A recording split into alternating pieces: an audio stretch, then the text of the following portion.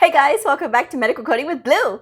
Today's episode is all about frequently asked questions about medical billing. If you are brand new to my channel, welcome. I am Blue. I'm a medical coder. I have been a medical coder for over 10 years. I really love sharing the things that I know with all of you. So I hope you'll take a second, hit that subscribe button, smash that like button, and at the end of this video helps you, I hope that you will share it. So let's get started. Okay, I will say this first. I am a medical coder. Now, you may hear medical billing and coding and think they're synonymous. No, medical billing is completely separate from medical coding. Medical billers are dealing with the patients. They are dealing with the insurance companies. That's what they do. The medical coders are dealing with the providers and they're abstracting information from the documentation and things like that. That is what medical coders do. If you're really curious, I have a lot of videos about a day in the life of a medical coder. I even have a playlist about that because that is what I do. That is my primary job function. I have never done medical billing, although I was trained when I was in school. Everybody in usually like very reputable programs, they will have a medical billing part because it is important for medical coders to know and understand what the billing side of the house does, okay? So with that said, I'm going to leave two links down in the description box below. There is one for AAPC, and now I'm not an AAPC member and they are not paying me to advertise. But I'm telling you guys these things because I believe in transparency. I believe that even though I am with AHIMA, the American Health Information Management Association, it doesn't mean that I can't tell you guys about AAPC, okay? And I say this because I really like the fact that I want you guys to be able to make your own decisions when it comes to your career, your path, your certifications, whatever it is that you want to do. But I want you guys to have the right information, okay? So I'm leaving the link for the CPB, which is a Certified Professional Biller, and that is with AAPC. Now, they have this credential, and you don't have to be certified to be a medical biller. That's my first question. Do I need to be certified to be a medical biller? No, you do not. However, if you are going to do your own practice, because some people will figure out how to do their own medical billing practice, and that's how they go from there. But I think it does a lot for like confidence sake if you have a CPB, because this is telling whoever you're trying to get a contract with that, hey, I have been through training, I'm certified as a professional biller, here's my credential. You know, not to say that somebody without couldn't do it, because I'm sure they could. And of course, I'm sure they have experience as well. But that is just my thought process on that one. If that's what you want to do, if you want to be devoted to medical billing, the CPB is the way to go, okay? The next question is, do I have to know medical terminology for medical billing? Here's the thing.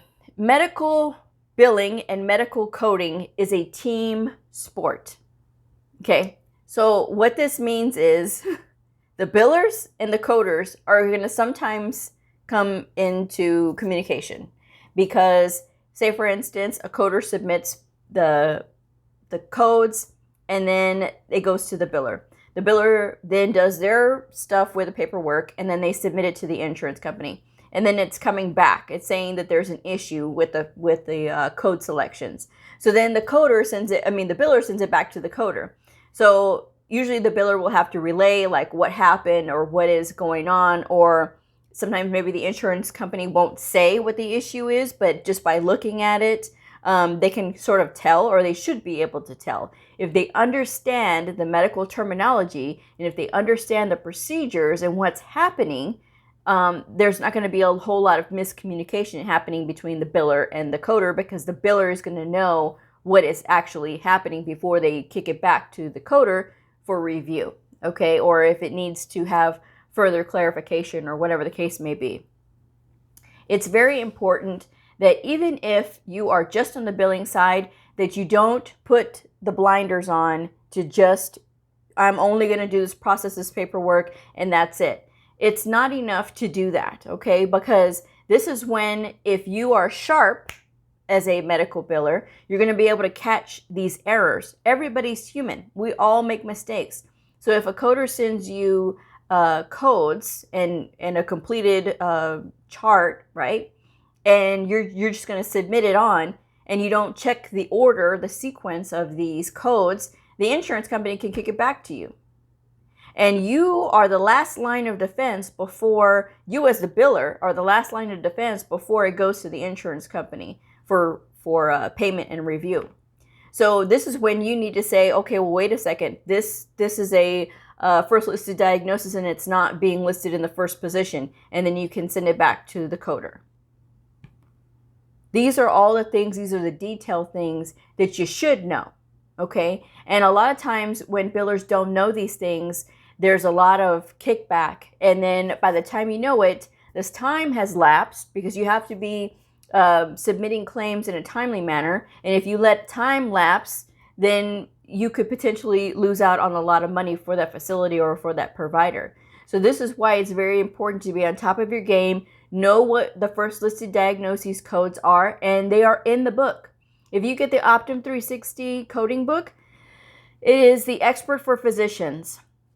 This is the book that I use, but one of the appendixes, I can't think of the appendix off the top of my head right now, but one of the appendixes does have a whole list of first listed diagnoses codes. So this is worth your while to review and make sure that you know and you understand these things. Because like I said, when you're submitting these claims to the insurance companies and they kick them back, it's important for you to understand why. And it's important for you to catch those errors right before they get submitted, because this is going to save everybody time and energy and money, okay? So that is the bottom line. The coders are not supposed to think about money, and we don't. Okay, we don't code based on money. We code what is there. It is the medical biller's job to make sure that everything is paid appropriately and all of these things are submitted correctly so that we can get paid on time, so everybody can get paid on time. That's the responsibility of the biller, one of the responsibilities of the biller, okay? The next question is, do I have to have experience to be a biller? Oftentimes, and I've done medical coding job listings reviews, and I've done one about medical billing. And a lot of times you'll see that they don't require experience, that they will train you, because what you're doing as a biller is you're filling out this paperwork and you're submitting it to the insurance companies. So knowing their rules and knowing the forms to fill out and everything appropriately is what you get trained on. A lot of times there's changes quite often, and I have heard it many times that the insurance companies change their minds every day and I've heard it said every hour. So it just depends on which insurance company that you're working with or your facility is working with, because it's multiple, okay? But just knowing that a lot of times they will train you. They will train you on how to do this stuff. And again, not having to be certified and just getting on the job training is, I think, a sweet deal, you know? So that is just something to think about, okay? And the next one is, what can I do to be a better biller? Oh, my billing friends. Review your facility or your doctor's office, whatever insurance companies they're going through. Review their websites, review their rules, okay? I'm not saying that you have to memorize everything, but just review the rules, because some of these insurance companies get a little quirky when it comes to certain procedure codings and certain diagnoses and things like that. So you have to know what it is that they have up their sleeve, right? I do strongly recommend that you visit the CMS website. That's the Centers for Medicare and Medicaid Services. They have the Medicare Learning Network. Now, just because your facility may or may not use Medicare, although that would be pretty unusual, right? Because most, I would think, but then I don't know. So I'm just going to shut up. But if you are a biller, review the Medicare Learning Network. This is a free resource, and it talks about the surgical package, global package, and things like that. They do have a whole section about that. It's at Medicare Learning Network. It's got a lot of downloadable resources that you can review and you can look at, and so you can sort of understand when you're processing these claims what's actually happening. Because I think if you don't really sort of understand what's going on, it's not going to make a whole lot of sense. And before you say, well, I'm not really getting paid to know all this other stuff, recall what I just said about medical billing and medical coding being a team sport. It is a team sport. If something happens and these claims are being submitted and they're not being submitted appropriately, and it is a mistake that can be caught by the biller before submission, what happens? The facility can lose money, and then guess who's out of a job? So this is important stuff. It's important to be aware and to know what's going on. You don't really have to know all of the rules, but you do need to kind of understand why. You need to understand what's going on. It's important because I've had stuff kicked back to me from the billing people, and they were just so convinced that I was wrong. And then I showed them the rules in the book of how and why I got to that. And they're like, oh. But it's just like they got so excited about it, but they're not certified. So they don't understand all of the rules. This is why I say if you can kind of get like a broad stroke of understanding on this stuff, it's going to help you. So that way that you can understand what's happening if the insurance tries to kick stuff back. Or if you have an argument that you can give them as to why that this is appropriate or this coding is appropriate, or the procedure selection is appropriate. So again, it's a team sport. So hopefully the coders have submitted a very clean claim, and so that way you can submit it cleanly. However, I will say this, not all coders are created equally, and some coders don't quite understand, or they didn't have somebody to help them along the way, or perhaps they are refusing to ask for help, which is a no-no, which I think is a travesty. If you are a medical coder and you're not asking for help and you need help, you're not just hurting yourself, you're hurting everybody else. You're hurting the patient, the provider, the facility. It's the same thing with the biller. If you're not asking for help, if you are stuck on something, if something doesn't make sense to you, if you need clarification and understanding from the coder, reach out to the coder and say, hey, I just need to understand this really quick. I just need to understand or ask you a question, or I'm not quite understanding this, or why is the insurance company kicking this back? Can you review this again? And it helps. If everybody's on the same page, it really does help. But I've always said that I think that billers should be certified medical coders, but the industry says that you don't have to be. So, I mean, it is, your job really is to submit claims, but it really does give you that above and beyond when you understand what's actually happening. Okay, so that's what I have to say about that. Is there math involved in medical billing? Yes, but it is very basic formula math, okay? And there's a lot of programs out there. There's billing software out there. So it's just a matter of plugging in some of the numbers and things like that. So it's not scary, okay? It's just basic math. A lot of people get freaked out about the math part of it. I get that question a lot with the coding.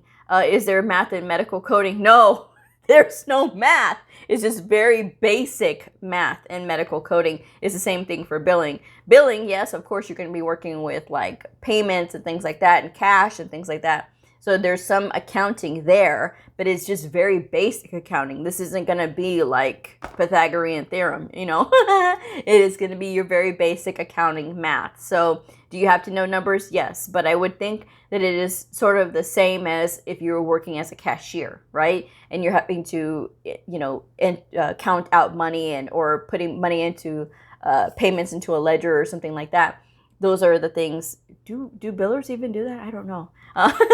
But I'm just saying that is some of the just basic accounting that you have to have, or at least know. Okay. So, who does the biller communicate with?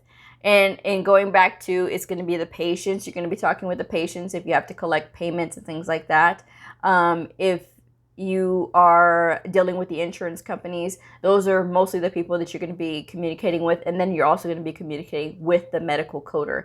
Very rarely will you probably have to deal with a provider unless you are directly working with a provider and like you're in a private practice or something and you're working directly with them. Other than that, those it's the patient, the insurance company, and the coder. Okay, usually the coder is the buffer in between you and the provider, because the provider should really communicate with the coder, because the coder is the one that's going to be picking up all of the codes or making sure that the codes that are selected are correct, and then sending it on to the biller. And if there's an issue with the biller can take it up with the medical coder, okay, rather than the provider. So that may help if you get nervous around providers, which some can be very scary. And some of them are just, they need a little time to warm up to you. So it just depends. My favorite thing is probably working with the providers, because they do challenge you, but in a good way, you know. So, and then the final thing that I have to say about medical billing frequently asked questions. What are some of the tasks medical billers have? A medical biller is in charge of calculating and collecting payments for medical procedures and services. Their work includes updating patient data, developing payment plans, and preparing invoices. So a lot of a customer service type deal as well, and making sure that you're updating the accounting things, the money and stuff like that. Just making sure that you're detailed in that part. That is a mark of a really good medical biller. So lots of people have gone on to do medical billing and have their own practices. Some do it, you know, remotely. It just depends. And it's a big responsibility. It is huge. It's a huge responsibility to do medical billing. But people find fulfillment in it all the time. I've seen people who have been billers for many, many years. So, and they love what they do. So if that's what you want to do, hey, medical billing is a good start for medical coders who can't quite get into the field right away. And this is a issue with medical coders. It is easier sometimes to find a medical billing position rather than a medical coding position. This is just the nature of the beast. This is the industry itself. I don't know why. It is very frustrating that this industry is like this, where you have to have experience, but how are you supposed to get experience if no one will hire you? But then it's like you have to play this game of, okay, well, I'm going to be a medical biller, or I'm going to be in medical records, or I'm going to do medical front office, and then I'm going to work my way into being a medical coder until somebody gives me a chance, you know. So, I mean, it just depends on where you are and how persistent you are, what your resume looks like. And there's a lot of things that go into it. So, but yes, I just wanted to talk about medical billing today, which I never thought I would do a episode about medical billing, but here we are. And who would have thought that 2020 would end up like this either?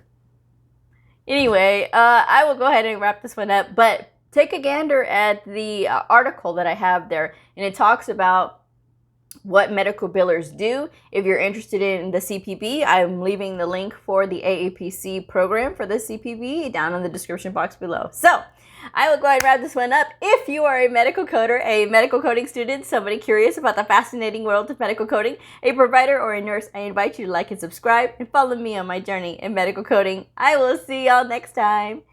Bye.